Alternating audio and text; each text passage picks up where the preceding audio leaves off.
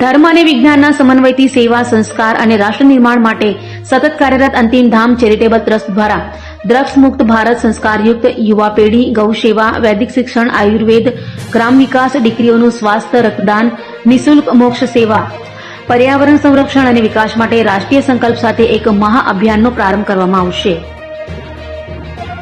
અંતિમ ધામ નામ પડે એટલે સ્વાભાવિક છે વ્યક્તિની અંતિમ વિદાય થાય તે સ્મશાનનું સ્મરણ જ આવે, પરંતુ અંતિમ ધામ આશ્રમ ટ્રસ્ટ નામ આવે ત્યારે આ વાત અલગ જ કહી જાય। ભારત હજારો વર્ષોથી વિશ્વને આધ્યાત્મિકતા, સંસ્કાર અને માનવતાનો માર્ગ બતાવતું આવ્યું છે, પરંતુ આજના સમયમાં દેશ સામે એક નવો પડકાર ઉભો થયો છે। એક તરફ ભવ્ય મંદિરોનું નિર્માણ થઈ રહ્યું છે, જ્યારે બીજી તરફ હજારો યુવાનો ડ્રગ્સના વ્યસનમાં સપડાઈ રહ્યા છે।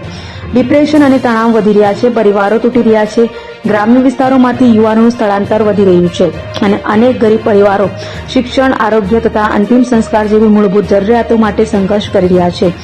આ પરિસ્થિતિમાં આ આશ્રમના વિરલ બાપુ દ્વારા એક વ્યાપક રાષ્ટ્રીય જન આંદોલન શરૂ કરવાનો સંકલ્પ જાહેર કરવામાં આવ્યો।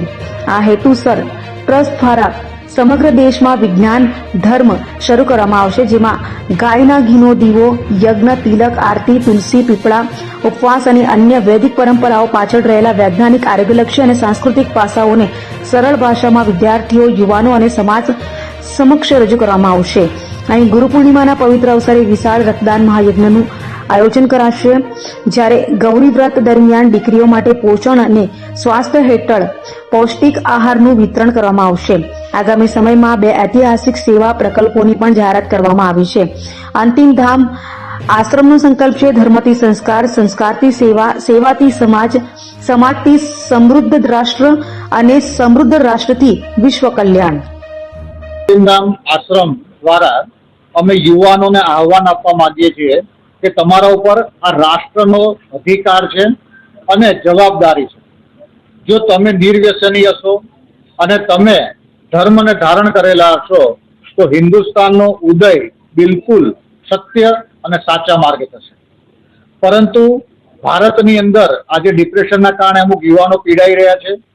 એને નિવેદન છે કે ધર્મ સાથે જોડાવ અને ગૌ સેવા સાથે જોડાવ, કારણ કે ગાયની સેવાથી આપણા જીવનનો ઉદય થશે અને પ્રકૃતિ સાથે તમે રહેજો।